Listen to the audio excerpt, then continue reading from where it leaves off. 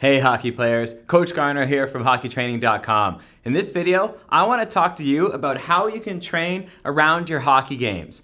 There's a lot of questions coming in here at Hockey Training about what to do with the in-season training and what's appropriate, and if I play a game here, what should I do throughout the week? I want to answer all of those questions for you here in this one video. So there's some rules to follow. So we've got some bullet points to go through, and then we've got some schedule examples that we're going to go through as well, just so we cover every nook and cranny that there is here. First and foremost, you never ever want to train on a game day. This is a question that we've got a couple of times, and it's the number one rule. You never, ever want to do an intense training session on a game day. This means no conditioning work, no speed work, and no weight training work. None of that stuff, okay? All of that is only going to deplete your substrates for energy out in the ice. You're going to be utilizing carbohydrates when you shouldn't have been. You're going to be fatiguing the body. You're going to be doing things that will just never promote performance. You always want to ask yourself, okay, what's the best way in which I can perform on game day? The answer will never come with pre-fatiguing yourself on the day before. This is something that is just an absolute must, but you can do some movement on the day before. So what's permissible? You can do a mobility routine the day of a game, and you can also do some hockey-specific yoga, like the hockey-specific yoga plan we have at hockeytraining.com. These are two things that can actually be pretty good to loosen you up and get your movement a little bit more fluid, but not cause any fatigue debt that you're going to carry with you into the game. All right? Number one rule, never train on a game day. And I also mean before or after a game. You don't want to train before the game because it's going to reduce your performance during the game, but you don't want to train after a game either because it's going to reduce your performance during your workout. Both of these things matter during the season, so it just makes no logical sense from a cost-benefit analysis perspective to train anywhere on a game day at all, period. Low-intensity work only. Next, you never want to have intense workouts the day before a game. So again, we don't ever want to cause any substrate depletion going into a game. Substrate depletion just simply means the nutritional fuel that you have going into a game in the form of phosphocreatine or glycogen. And you also don't want to carry, more importantly, any muscle soreness going into the game. You should never have a tight upper body or very sore legs or a totally sore core that hurts even when you cough or laugh. None of these things should be happening at all during the season. An in-season program is very different than an off-season program. There are two completely different areas of study in sports physiology, and they need to be treated as such by you. They're very different. Off-season, you can create some soreness because the number one priority of the off-season is to create new physical adaptations. We want to get stronger, we want to get faster, we want to get more conditioned, we want to get bigger, we want to create structural balance. These are all things that we can do, and muscle soreness doesn't really matter during the off-season. But during the in-season, different from the off-season where the number one priority is physical adaptation, during the in-season, the number one priority is always hockey performance. It's always hockey performance. We don't train to become better weightlifters. We train to become better hockey players. So we can't ever utilize a very hard workout representative of something that you would do in the off-season, in the in-season. It's just simply something that's like apples and oranges. So you can't ever do the intense workouts the day before a game. This means no conditioning work, no speed work, and no weight training work the day before a game. What you can do before a game, though, is some mobility work, some yoga, or you can also do some core movements. That's something that I'll utilize at hockeytraining.com with the members of the 2018 in-season program. We'll do some mobility work on the common areas that become quite adhesive and tight during the season, and then we'll add a little bit of core work, not too much, but a little bit, because the core is one of the most fatigue-resilient muscles in the entire body. So we'll hit those two things the day before, but that is absolutely it. Not adding any more training volume on top of that, because that could potentially reduce performance on game day. Next is what really differentiates an in-season program from an off-season program. And this is what's known as utilizing a reps in reserve strategy.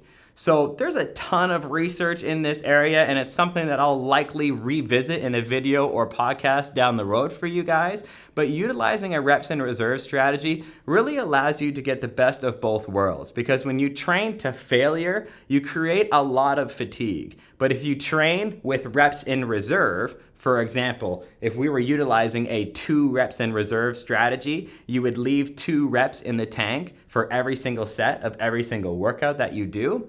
You're gonna get very, very, very similar results as you would have got training to failure. I know that seems counterintuitive because a lot of people think that you need to give it absolutely everything you got in every single set.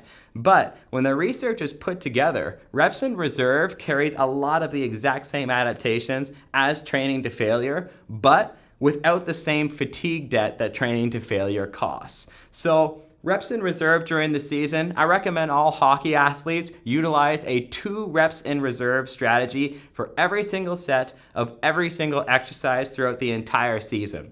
What this essentially means is if I prescribed for you to perform a set of 12 on the front squat, then you would pick a weight that you would be able to perform for 14, but then still only do 12 reps.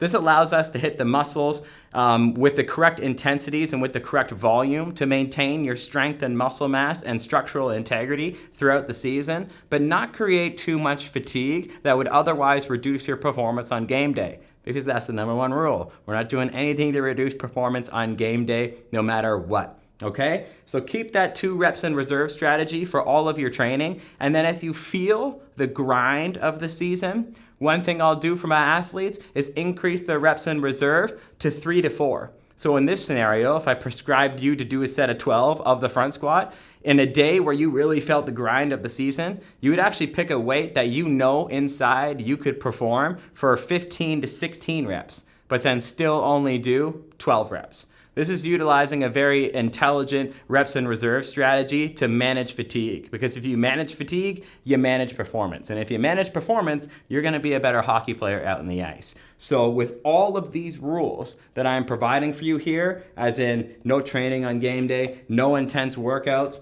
I'm always with the context and the assumption that you're already following a reps in reserve strategy, as you always should be during the season. So keep that in mind constantly, because it's very important when it comes to how to train around your hockey games and just how to train around the season in general. Next, we've got the common sense philosophy of listen to your body. So no matter what I say, you're going to know your body better than I ever will. And the greatest research study that you will ever come across is your own training log. That is what's going to tell you what's best for you more than anything else. If you're objectively measuring your body composition, you're objectively measuring your performance parameters in the gym, such as sprint times and aerobic capacities and strength levels and power development, and if you are objectively seeing your name on the scorecard, no matter what I say, I can't really say a lot because you know your body better than anyone ever will. What we know from the research is we can make some very, very large assumptions and generalizations regarding how you should be training around the season, but ultimately listen to your body. If I say that it's okay to train hard on Wednesday, but you're still very sore on Friday, then don't train very hard on Wednesday, okay? Guidelines are just guidelines. They should be seen as bumpers on a bowling alley. The guidelines will allow you to not go into the gutter, but it doesn't mean that you're gonna throw a strike each and every single time. You have to listen to your body to be able to throw the strike. So although these are all rules, use common sense more than anything else. Listen to your body about fatigue. Listen to your body about what it's telling you about the levels of muscle soreness that it has. And listen to your body when it's telling you if it's ready to perform or not. You should be able to gauge this on your own mental arousal and your own competitive drive to get out there and crush it on this game.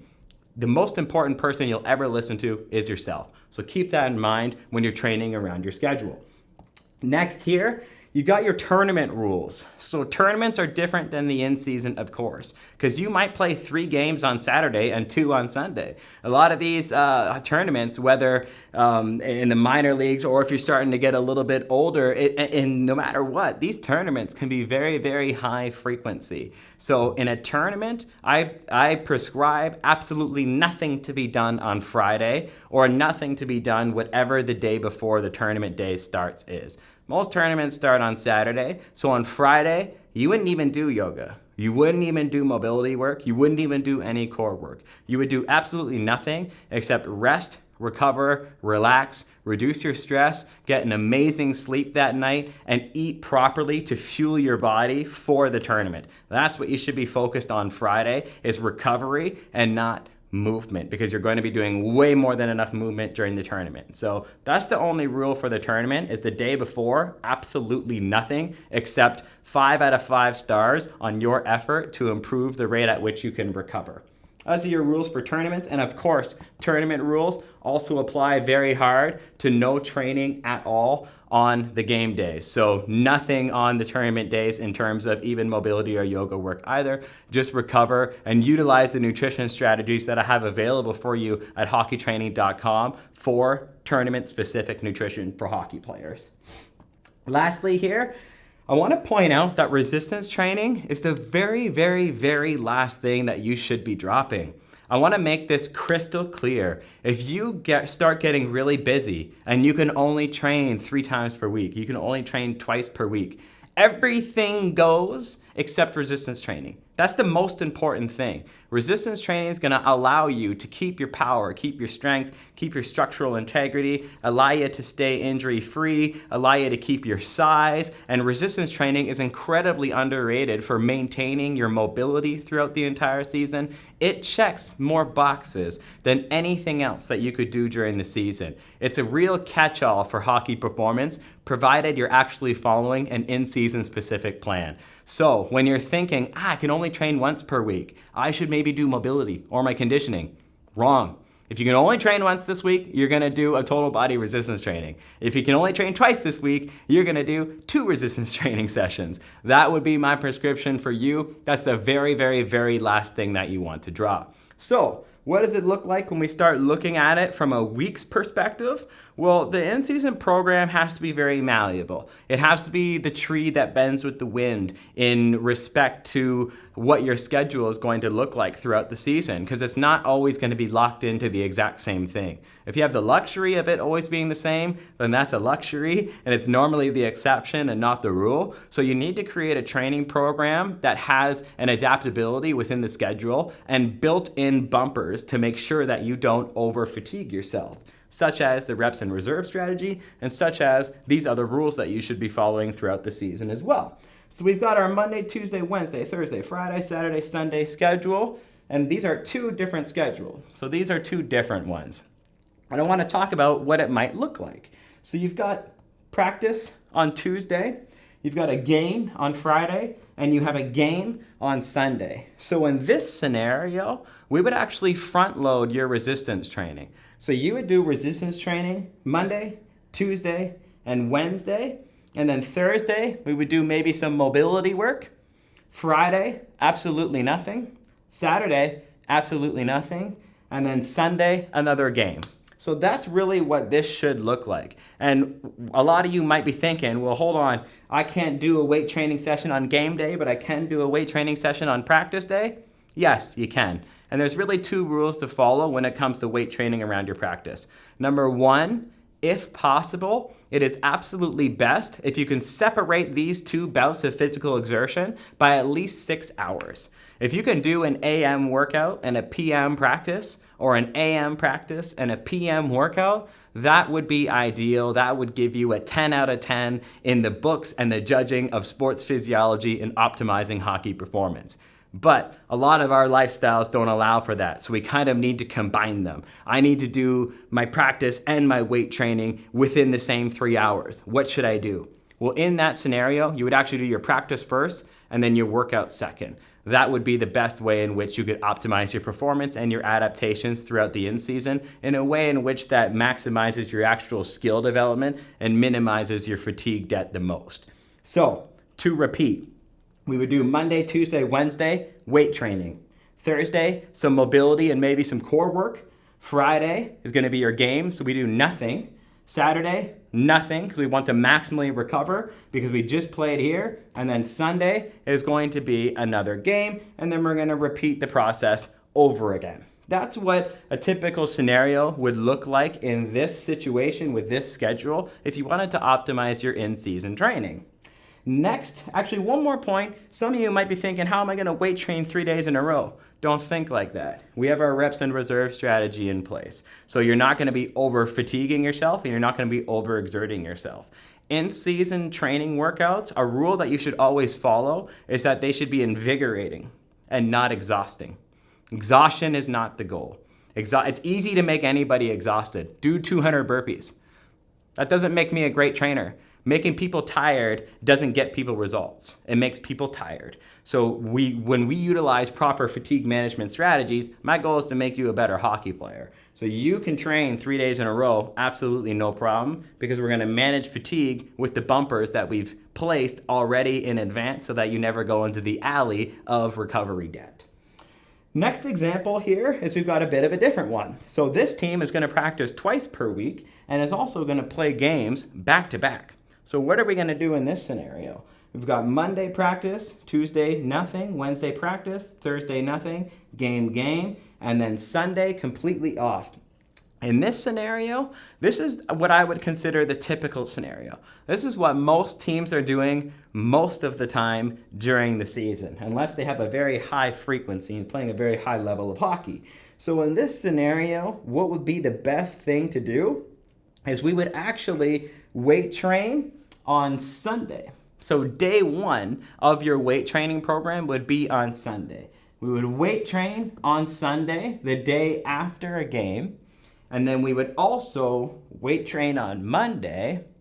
We would take Tuesday off or maybe do some conditioning work here.